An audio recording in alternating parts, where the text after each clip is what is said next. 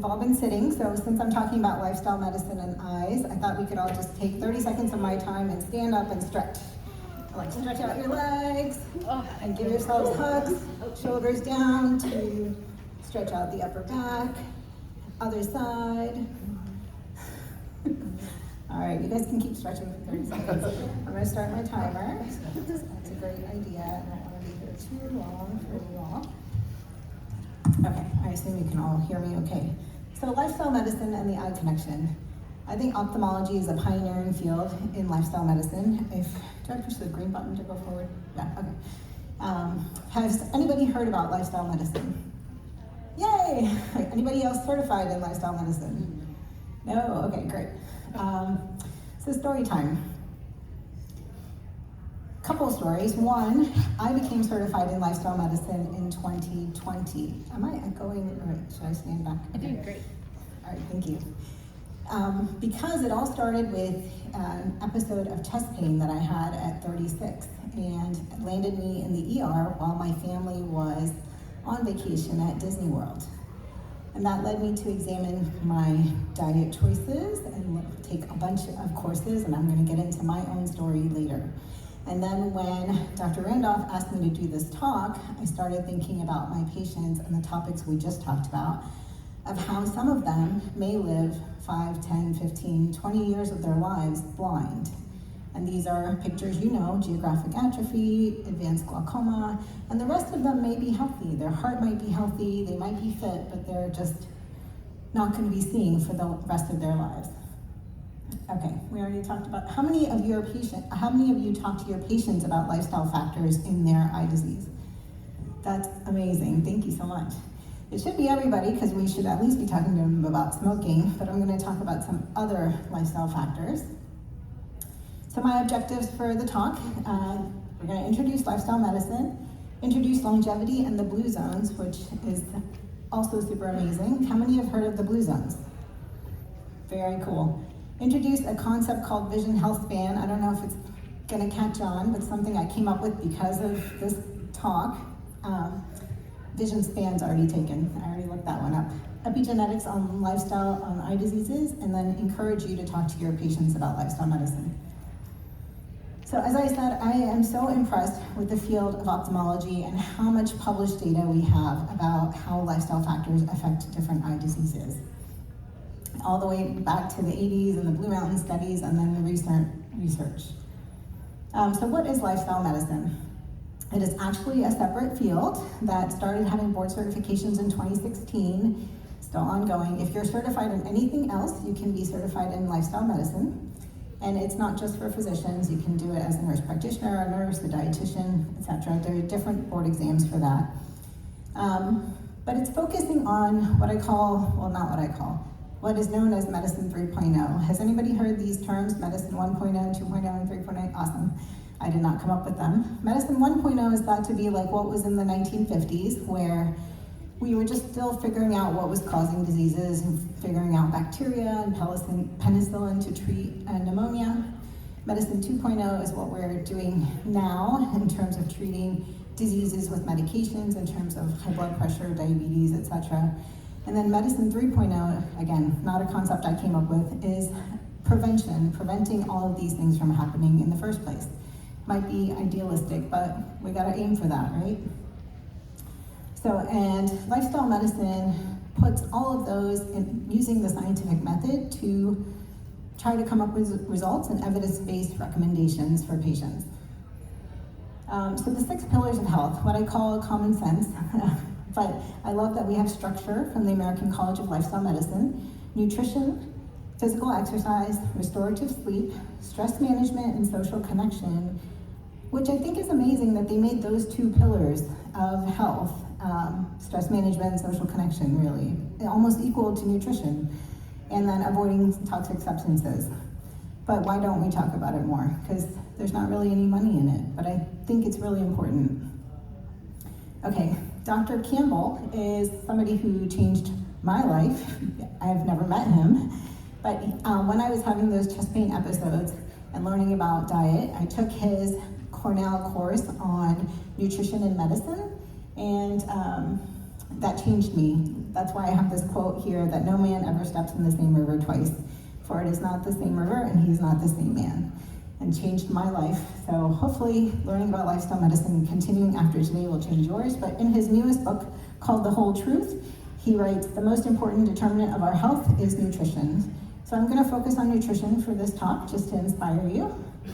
The blue zones, I think a lot of you had heard of it, so that's great.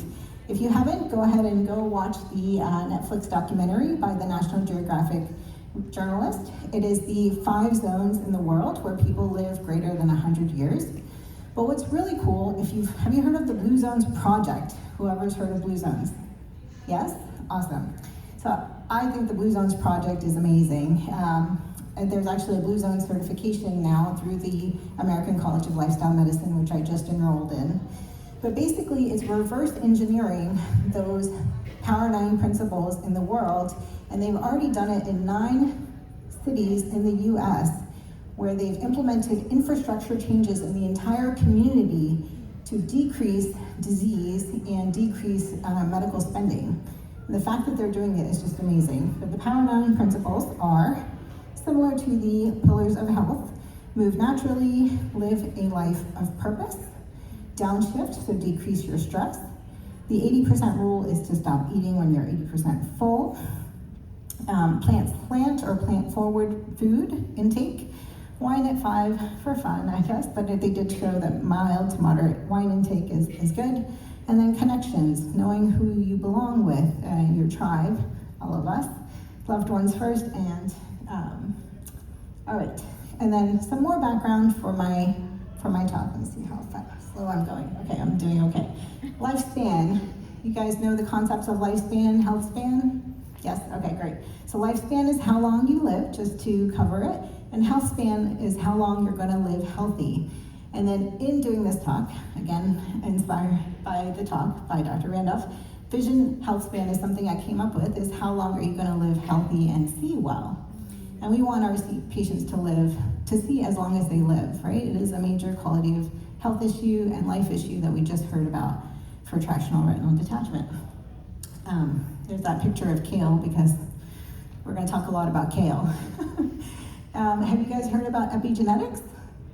Yes? Okay, awesome.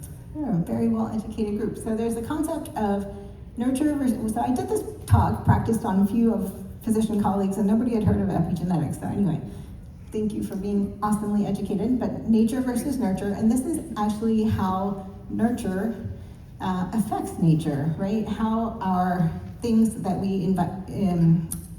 that affect us in our environment, how they affect how our genes are expressed and the phenotype that develops. So if we can change things that we put in our bodies or what we expose ourselves to, that will change how healthy we are as well. Okay, so looking at the 4 major diseases that can cause blindness: glaucoma, cataracts, diabetic retinopathy, and macular degeneration. And then looking at the table of all the 6 pillars of health, and doing a quick search, you can see that each pillar of health has definite influences on each one of the diseases. You probably already knew that, but the fact that there's the structure in evidence-based science is just amazing. I'm going to focus on glaucoma and nutrition for the rest of this talk. Okay, and this is my little picture of prescribing fruits and vegetables and kale. We'll talk more about that. So there's 2 amazing review articles that I loved and looked at a lot of the references in, but this one was in 2025, and this, if you want to share a graphic with your patients, like pull this paper and download this graphic from the paper, but showing that eating vegetables, specifically kale and collard greens, increases the nitrates, which increase your endothelial function, improve your ocular perfusion, lower your optic eye pressure, as well as improve optic nerve head perfusion.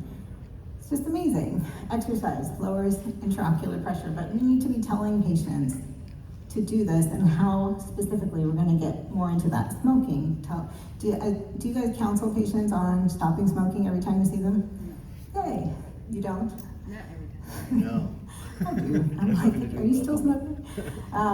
Okay, and then sleep disorders. We're probably talking about that too, but This was another paper that came out this year in March in the Survey of Ophthalmology that split all of the research done on these factors into level 1 and level 2 evidence. And you can read that it says that eating dietary nitrates, which is basically kale and collard greens, and retinol, so all your healthy fruits and vegetables and berries, has level 1 evidence for telling our patients that we should be doing this. And then there's level 2 evidence things as well. And it's a really good paper that reviews a bunch of published articles, but I have a copy if you want to borrow mine. But let's look at some more studies that they talk about in those review articles.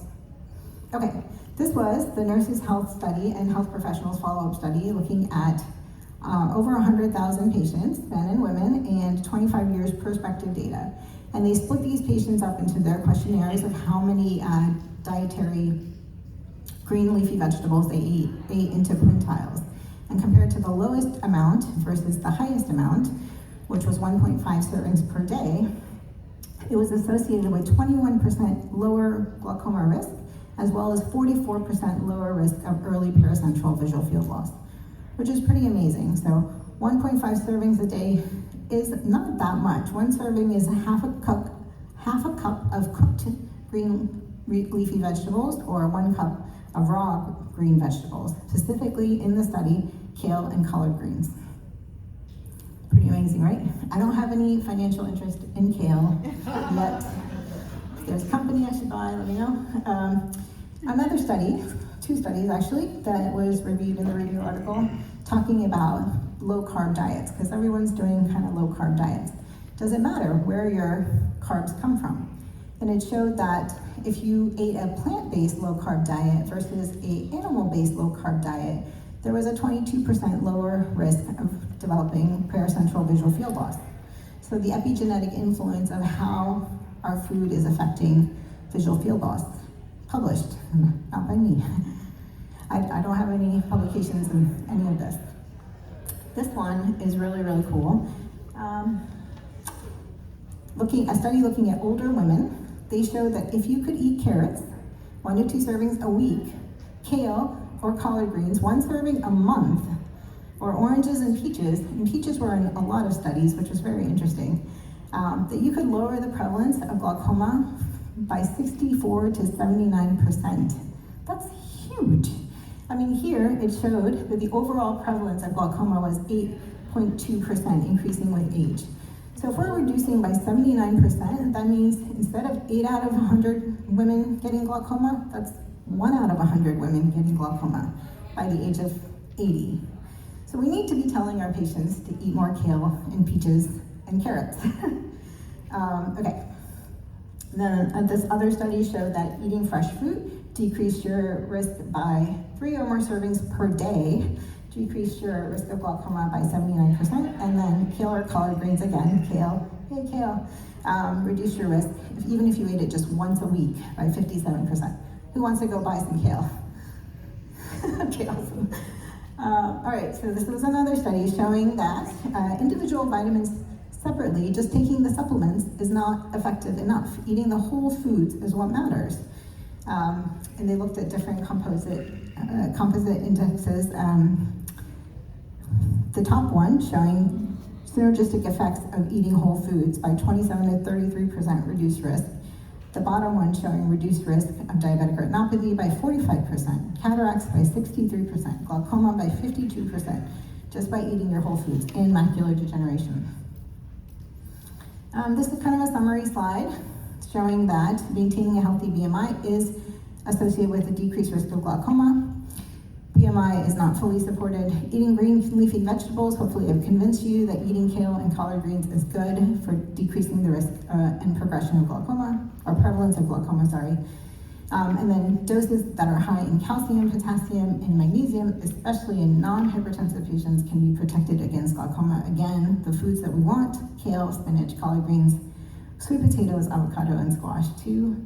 And then peaches, again, peaches comes up in a lot of studies, especially in women as we get older. Okay, let me see her. This one is just looking at what kind of food should we be telling them. I really love B vitamins too, and I'm really excited that the AREDS 3 vitamins that we have now have the B vitamins mixed in with the AREDS 2 vitamins. And these are just vitamins that are also good for decreasing risk of progression of glaucoma. Where do you find B3? In food. You find it in peanuts, peanut butter, avocado, brown rice, mushrooms, green peas. No kale on that one. And then vitamin C. I'm going to talk about vitamin C. There was a very interesting study. I have 10 minutes left. Okay, so we're going to talk about vitamin C a lot. Not a lot, but vitamin C is in bell peppers, oranges, cantaloupes, strawberries, kiwi. Specific foods, just briefly to touch on coffee. We know that coffee increases your eye pressure and is not as good for patients. So if you're checking eye pressure in a patient and they've had like 2 to 3 cups of coffee that morning, then you might want to have them come back and check the pressure again. Tea is actually thought to be protective because of the flavonoids. I threw chocolate in for the chocolate lovers. Dark chocolate does decrease your oxidative stress, and it does help, but more so in normal patients than in glaucoma patients, and it's thought to help a little bit in heart disease and peripheral artery disease as well.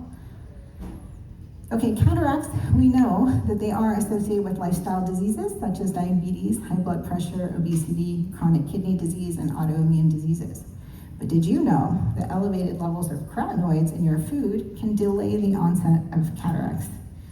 And vitamin deficiencies, B3 and B2 deficiency, are linked to cataracts. So if you want to eat high carotenoid foods, kale, spinach, orange bell peppers, tomatoes, broccoli, and carrots.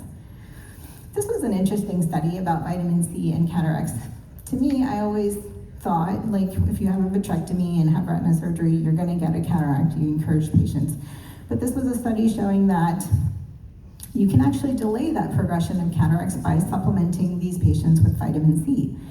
Vitamin C levels are 20 to 70 times higher in the eye than in the blood, and removal of the vitreous decreases the oxygen gradient in vitamin C in the eye, which contributes to the cataract formation. And supplementation in post-vitrectomy eyes can decrease and delay that progression of cataracts, which is amazing. But of course, you don't want to let patients overdo it or high dose it. In the study, patients that had not had vitrectomy surgery did not have any benefit in terms of delaying their cataracts. But should we be does anybody tell patients post-vitrectomy to take vitamin C? Cool, right?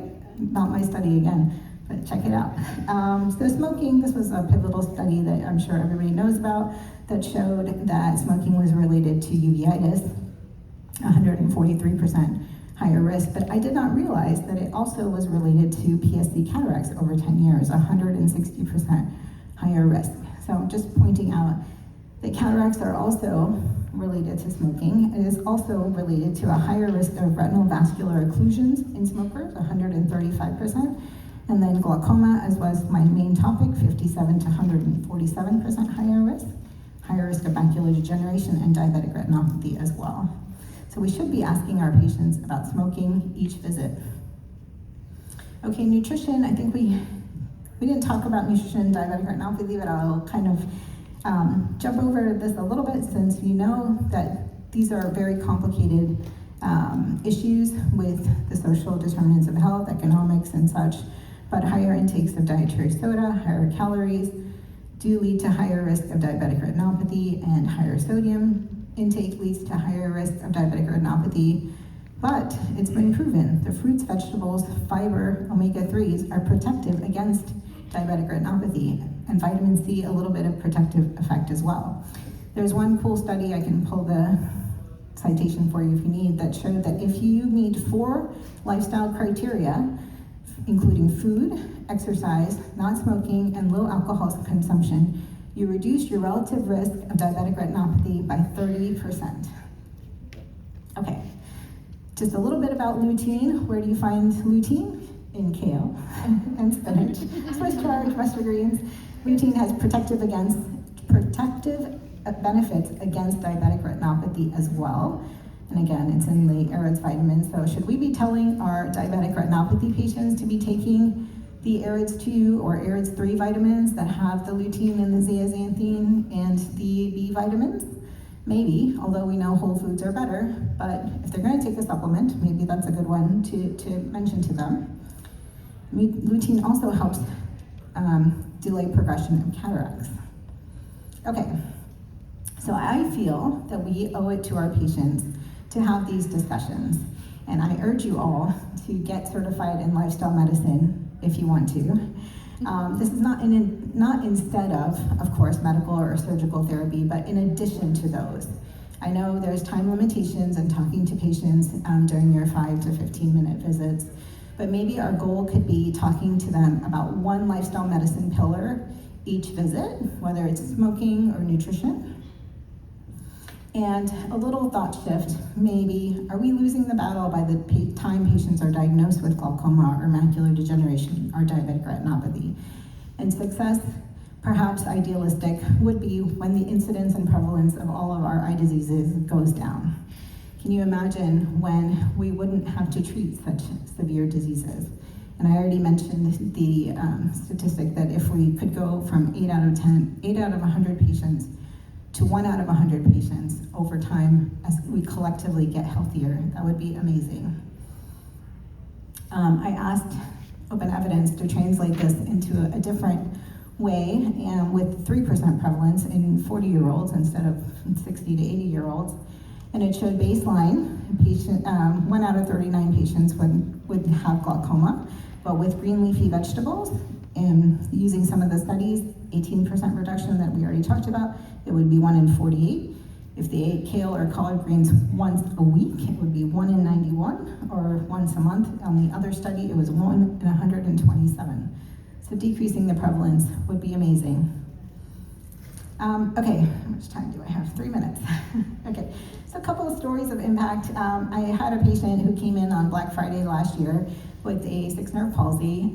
He's a diabetic, and he had double vision. He couldn't drive since Monday, and I was like, what are you doing? What would you change? He's like, oh, I've been eating a lot of sweets because, it's Thanksgiving. And I said, okay, stop doing that and eat green leafy vegetables, half a cup. I gave him very specific instructions, half a cup every meal. And his 6 nerve palsy and double vision were resolved in 3 weeks. I did put a Fresnel prism on his glasses so he could drive after that. Had the same thing happen 2 years ago with another patient who came in immediately with a 6 nerve palsy. Gave him a diet of cutting out beef, cutting out pork, cutting out cheese, adding green leafy vegetables, half a cup per meal. 6 nerve palsy was gone in 3 weeks, and he had lost 30 pounds in 3 weeks. And I was like, this is amazing. Okay. All right, some more heroes of mine in the lifestyle medicine field. Dr. Esselson, Dr. Bernard, Dr. Ornish, Dr. Greger, but they're all amazing. Watch their videos on YouTube. Dr. Esselson's talk where he talks about these patients who have end-stage heart disease and complete stenosis of their arteries and changing their diets. At his study, he added 6 servings of green leafy vegetables per day, which is a lot, but was able to reverse their heart disease with a dietary change within 1 year, which brings me back to my chest pain episode. So if you want to learn more about me and my story, you can read about it in our book, This of How Healers Heal. It's a compilation of 33 physician stories about how lifestyle medicine changed our lives, and then talking about mine because of my chest pain episode and learning about all of this. I changed my diet. I became vegan, gluten-free. I'm not vegan right now specifically, but because of that, my fertility skyrocketed, and I ended up with 2 surprise children in my 40s, which was a really, really cool side effect. Then my husband got a vasectomy. There we go. And that's it. Thank you so much. And then the QR code is a handout you could give to patients. And it talks about another concept in lifestyle medicine that I love, positive prescriptions and negative prescriptions. Positive of what to add, like the kale, and what to take away to stop smoking or drinking, etc. All right, thank you.